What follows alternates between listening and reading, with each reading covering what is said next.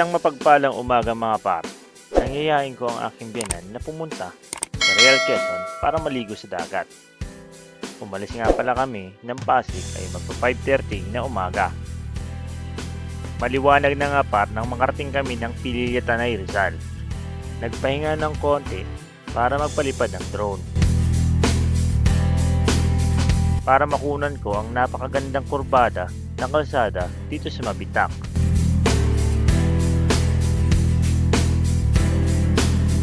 Kitang-kita sa aerial shot mga par ang napakagandang kurbada dito sa Mabitak, Laguna.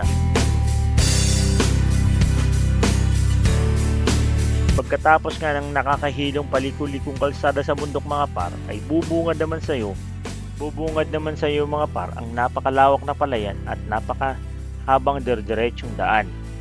Dito lang yan par sa Mabitak, Laguna. Sabay almusal mga par ng mainit na Lomi, Batangas. Pagbiyaheng Real Quezon talaga mga par ay puro bundok ang madadaanan mo. Asahan mo may magagandang view.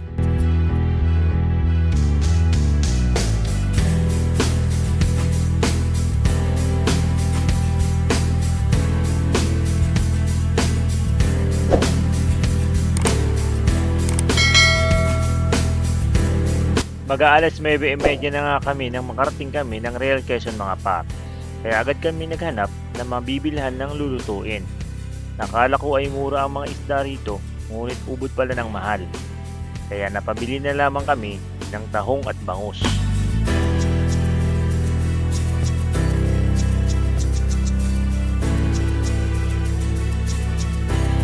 Dito pala kami mga par pipwesto sa gilid ng dagat.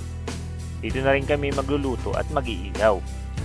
Kaya mga par, pag pupunta kayo ng Real Quezon, ay huwag niyong kalimutan bumili na ng mga dapat niyong lutuin dahil napakamahal na mga bilihin dito sa Real Quezon.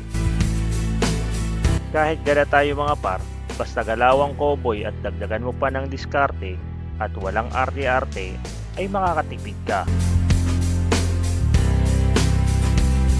Luto na nga mga par ang ating inihaw, hindi mo na makilala kung bangus pa ba o tilapia ito. At maya-maya ay niluto ko na rin ng tahong.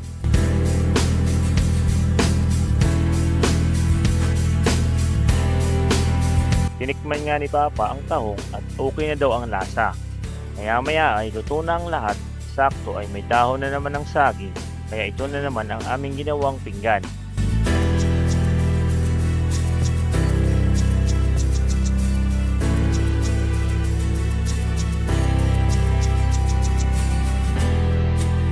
Siyempre, hindi mawawala ang pampawala ng pagod mga par.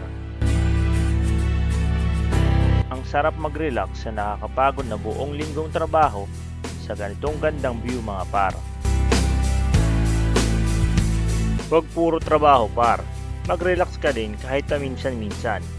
Sabi nga nila, habang bata pa ay mag-enjoy ka. Kasi kapag matanda ka na at uugod-ugod na, hindi mo na kaya. Kaya par, hindi pa uli ang lahat.